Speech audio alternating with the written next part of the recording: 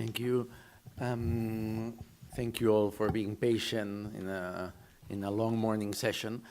When we talk about global goals, the problem is that many times we mix things that we have already achieved and things that we are very far from.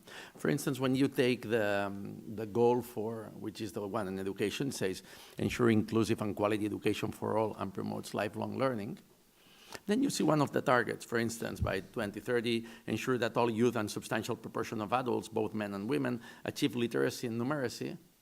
Then we know that we probably are there. Many countries in the world are not there, and then we have to do something on that. Now, the problem is in the definition of inclusive, quality, and lifelong learning.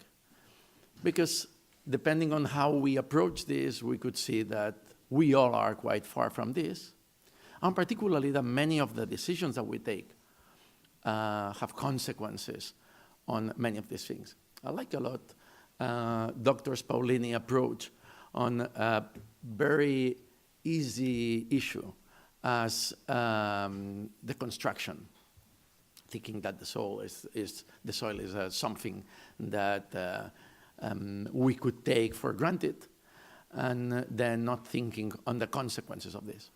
In the last 10 years, many schools here in Catalonia have been created, have been built, the buildings I mean, with models that are against what science says that how learning happens. So schools that are still designed like they were designed 100 years ago. No one thinks that these buildings are going to be there for many years, so the ecological impact on that, but also that many kids are going to have their time in small rooms being passive learners, and that this has an impact on this particular goal, the inclusive, quality, lifelong learning goal. When last year was organized the World Education Forum by the United Nations, the UNESCO, the UNICEF, and the World Bank, among others, in Incheon, Korea. It was a 2030 declaration, and one of the points that I would like to read tried to define the concept of quality. It said, quality education fosters creativity and knowledge and ensures the acquisition of the foundational skills of literacy and numeracy, as well as analytical problem solving and other high-level cognitive, interpersonal, and social skills. It also develops the skills, values, and attitudes that enable citizens to lead healthy and fulfilled lives, make informed decisions, and respond to local and global challenges through education for sustainable development and global citizenship education. Why this is relevant? Because in many education systems, and I would say many Western countries' education systems, many of these elements are parallel addition elements to the ones that we try to prove through our evaluation systems. So you have particular goals, which are the ones that you measure, and then you have these things that for some schools are like voluntary. For instance, here in Catalonia, we have a collective of schools that are called green schools. To me, this is something absurd. In 2016, to ask schools to be voluntary green schools, meaning that are schools committed to sustainability, is like if we had gender-friendly schools. So the schools where the equity of genders, the balance of genders is something that matters. So it means that somehow we have a problem on definition. When you see the several target goals of the goal for, we see elements that talk about this: quality early childhood, relevant skills, knowledge and skills needed to promote sustainable development, qualified teachers, but we need to precisely qualify these terms. So the first thing that we need when we talk about quality is to focus on what this Incheon Declaration says.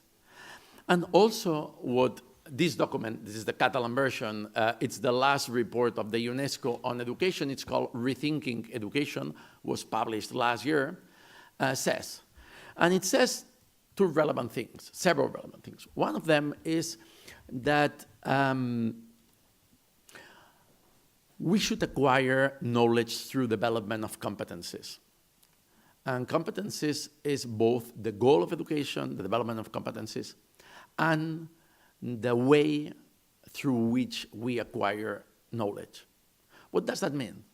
People that in our school system studied English during the 80s, when we finished the school time, we had a lot of knowledge on vocabulary, on structures, what was the present continuous and the present perfect. We had no clue how to speak English. This is the difference between knowledge and being competent on something. If we think on elements that are very sensitive, like sustainable development, we could say how important is the difference on having knowledge or being competent. Another thing that the Rethinking Education report says is that knowledge is composed by several elements. Information, something that you could memorize. Concepts, something that you have to understand. Skills, something that you have to practice. And attitudes and values, something that you have to live. If you don't memorize information, if you don't properly understand in an inductive way concepts, if you don't practice skills, if you don't live attitudes and values, you cannot acquire them. So a PowerPoint on bullying has no effect whatsoever, because this is something that is related with skills and attitudes and values, and a PowerPoint is something that is related with information. The second element, if quality education should be related with development of competencies in the wide sense, related with these 4 components of knowledge. The second element is inclusive. And inclusive is related with the concept of personalization of knowledge.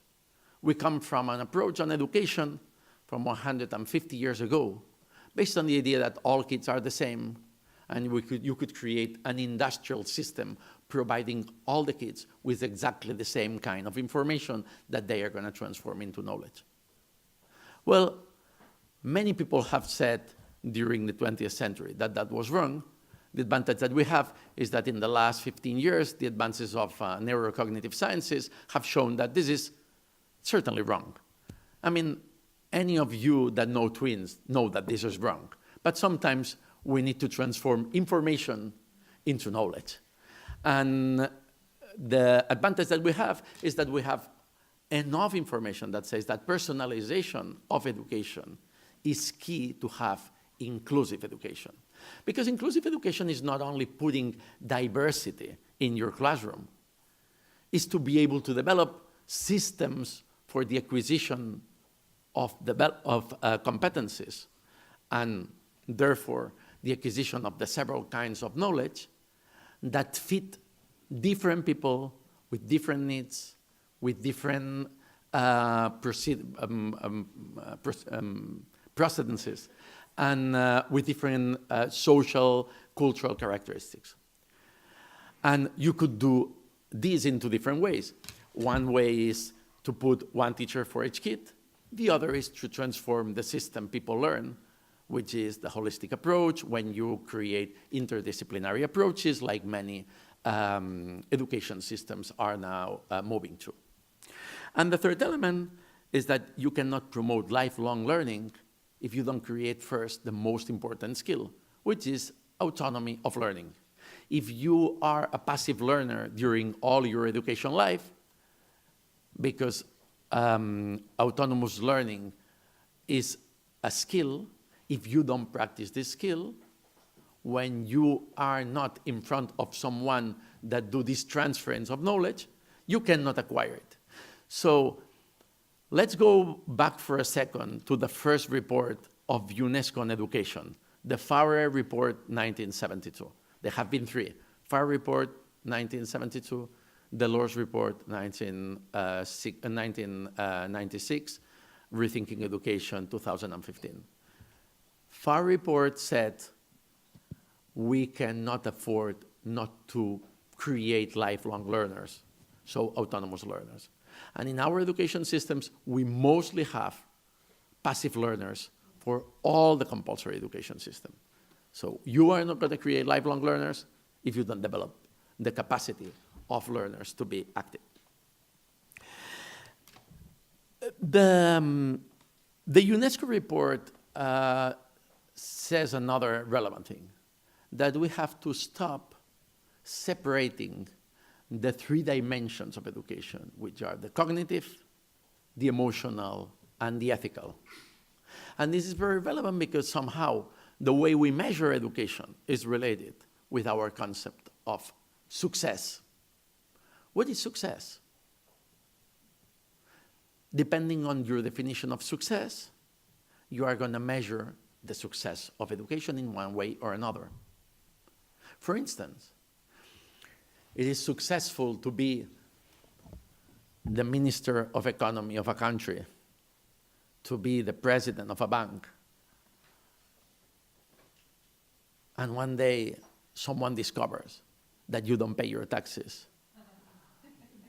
or then you cheat your customers. So the question of success is only because you have been discovered doing something wrong, or because you have isolated the cognitive, the emotional, and the ethical.